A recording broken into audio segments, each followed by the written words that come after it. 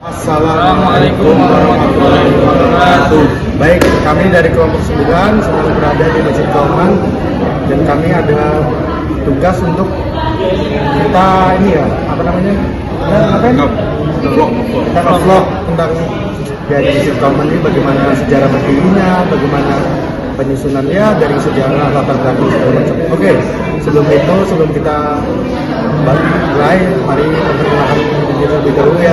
Pertama dari saya, nama saya Arsabi Muhammadianto. Nama saya Martin Bicara Sudiono. Nama saya Hafiz Al-Ghazi. Nama saya Octaviani dari Tanto. Oke, setelah perkenalan, kita lanjut dengan video yang akan kita jelaskan nanti. Halo teman-teman, pada vlog kali ini kami akan memberikan informasi dan menjelaskan sedikit mengenai beberapa monumen serta lokasi yang ada di Desa Kauman. Gapura ini sendiri itu berasal dari kata gopuro atau ampunan. Gapura juga merupakan bangunan yang berupa pintu masuk atau gerbang ke suatu kawasan. Kemudian selanjutnya yaitu Askar Perang Sabil. Nah, ini terletak di depan Masjid Gede dan ini dapat dikatakan sebagai organisasi kelaskaran bentukan Muhammadiyah. Berfungsi membantu TNI dalam melawan musuh serta melandaskan perjuangan sesuai dengan ajaran Islam. Tokoh-tokoh Muhammadiyah. Selain Ki Haji Ahmad Dahlan, masih ada banyak lagi tokoh-tokoh Muhammadiyah yang sangat memiliki peran penting dalam kemerdekaan Indonesia dan juga perkembangan organisasi Muhammadiyah itu sendiri. Salah satu tokoh yang berpengaruh adalah Ki Bagus Hadikusumo. Beliau merupakan seorang pahlawan nasional Indonesia yang berasal dari Yogyakarta. Pada tahun 1942, ia ditunjuk untuk menggantikan posisi Ki Haji Mas Mansur sebagai Ketua Umum Muhammadiyah. Pada zaman dahulu, kebanyakan orang tua di Desa Kauman bekerja sebagai buruh batik. Lalu, akhirnya anak-anak terlantar begitu saja dan tidak mendapatkan pendidikan yang baik. Kemudian, Ki Haji Ahmad Dahlan merangkul anak-anak ini dan diberikan pendidikan dengan mengajak mereka bermain dan belajar.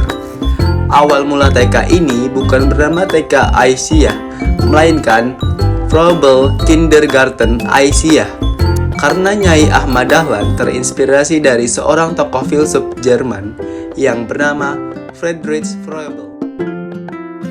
Musola Aisyah, musola khusus putri yang imam dan jamaahnya hanya diboleh diisi oleh perempuan saja. Musola ini dibangun oleh Ki Haji Ahmad Dahlan karena pada zaman dahulu wanita tidak boleh keluar rumah dan tidak boleh mendapatkan pendidikan yang baik. Peran wanita hanya ada 3, yaitu dapur, sumur, dan kasur. Sehingga beliau peduli kepada wanita dan ingin para wanita lebih maju lagi. Di musola ini, wanita banyak diberi pendidikan agama, pendidikan formal, membatik, dan juga songket. Sehingga setelah selesai dari musola, para wanita itu bisa mendapatkan keterampilan membatik dan mensongket yang baik. Selanjutnya saya akan menjelaskan mengenai rumah Ki Bagus Hadikusumo. Nah, di sini merupakan rumah Ki Bagus Hadikusumo. Nah, rumah ini merupakan rumah tokoh pahlawan dan tokoh Muhammadiyah yang berjasa dan sudah dijelaskan sebelumnya, yaitu Ki Bagus Hadikusumo. Baik, kali ini saya akan menjelaskan mengenai Langgar Kidul. Nah, Langgar Kidul ini adalah Langgar Kidul yang terletak tepat di depan rumah Kiai Haji Ahmad Dahlan. Di Langgar ini, beliau banyak sekali memberikan perubahan seperti arah kiblat yang pada mulanya mengarah ke arah barat atau arah matahari terbenam.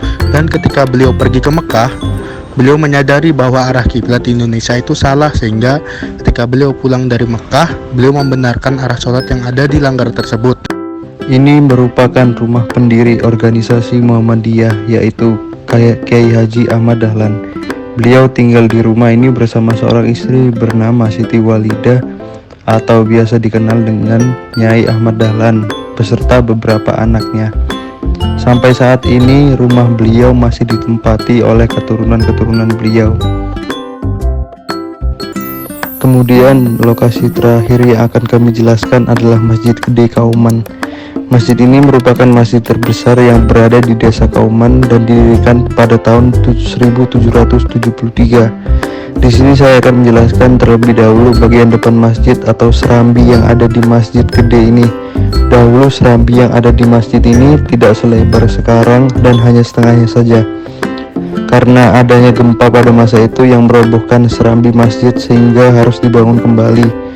Serambi ini memiliki beberapa filosofi, seperti dari warna. Serambi ini memiliki 5 warna yang melambangkan waktu sholat, seperti subuh digambarkan dengan warna hijau, zuhur warna kuning, asar dengan warna merah, maghrib dengan warna emas, dan isya dengan warna hitam. Di serambi ini juga terdapat buah nanas yang diambil dari hablum minan nas atau hubungan antar manusia, karena serambi ini banyak digunakan untuk hubungan antara manusia, contohnya seperti penyelesaian masalah dan lain-lain. Selanjutnya masuk ke dalam masjid gede. Di dalam masjid gede terdapat banyak pilar kokoh yang menjadi penegak masjid ini.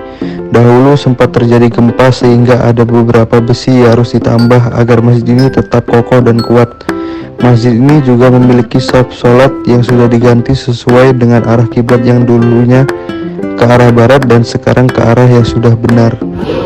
Sekian dari vlog kami. Mohon maaf jika masih ada kekurangan dan kesalahan dari kami. Kami akhiri. Wabillahi taufiq wal hidayah. Assalamualaikum warahmatullahi wabarakatuh.